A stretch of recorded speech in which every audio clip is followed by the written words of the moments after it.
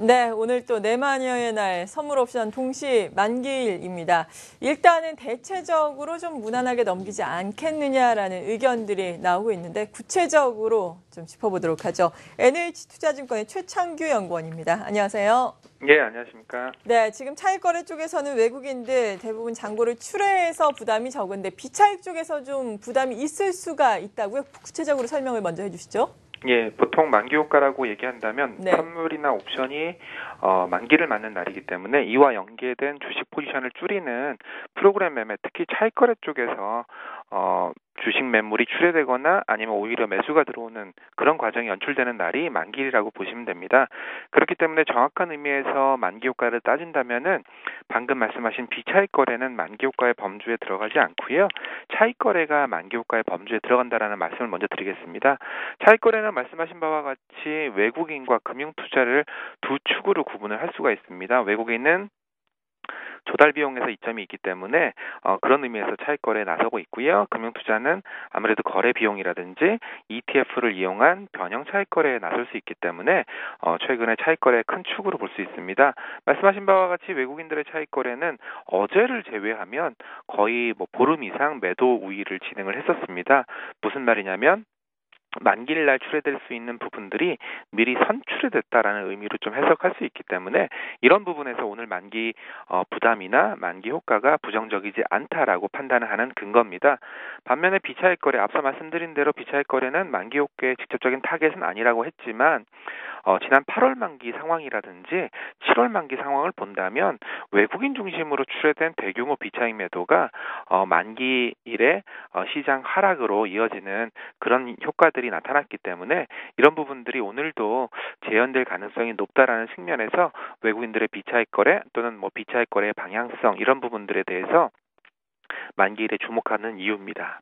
네, 만기 효과 자체는 부정적이지는 않은 것으로 파악이 되는데 비차익 쪽에서 나올 수 있는 갑작스러운 이러한 부분에 대해서는 우리가 여전히 경계감을 가져야 한다라고 말씀해 주셨고 또 중요한 것이 미국의 FOMC 회의 다음 주에 있고 또 내일 같은 경우에 우리나라의 금융통화위원회도 있잖아요.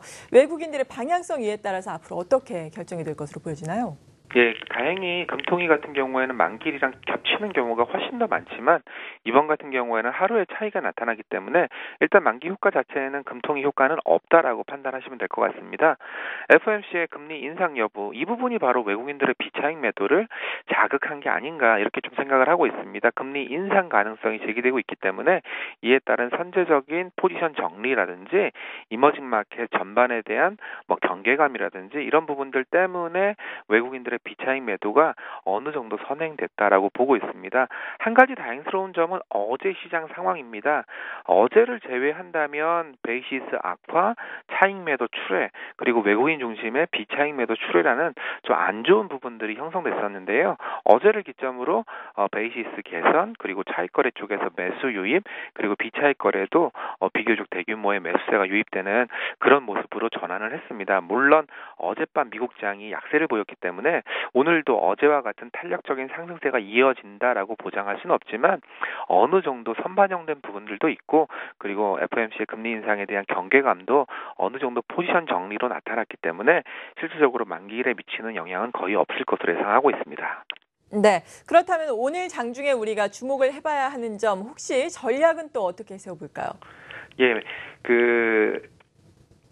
시청자분들께서는 선물 시장에 대해서 잘 이해도가 좀 그렇게 높지 않으신 편이기 때문에 오늘은 만기일이면서 스프레드라는 거래가 있습니다. 스프레드라는 거래는 뭐냐면 선물은 3개월마다 만기가 있기 때문에 만기가 도래함에 따라서 갖고 있던 포지션을 다음 월물 포지션으로 넘기는 거래가 스프레드 거래입니다. 당연히 외국인들이 어떤 스프레드 거래를 하느냐에 따라서 다음 만기의 시장 상황도 영향을 받을 수밖에 없는데요. 불행하게도 선물 외국인들은 선물 9월물 매도 포지션을 선물 12월물 매도 포지션으로 넘기는 매도 롤오버를 수행하고 있습니다. 규모도 꽤 큰 편인데요. 2만 3천 계약 이상을 현재까지 매도 롤오버 한 것으로 나타나고 있습니다. 2만 3천 계약이면 금액으로 환산한다면 거의 2조 5천억 원이 넘는 비교적 대규모의 포지션이고요.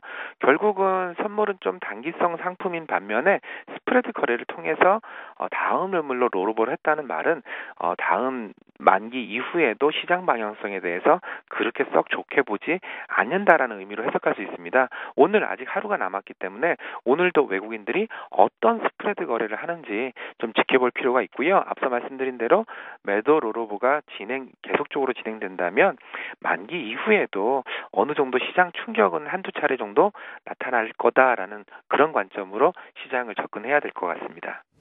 네, NH투자증권의 최창규 연구원이었습니다. 감사합니다. 예, 감사합니다.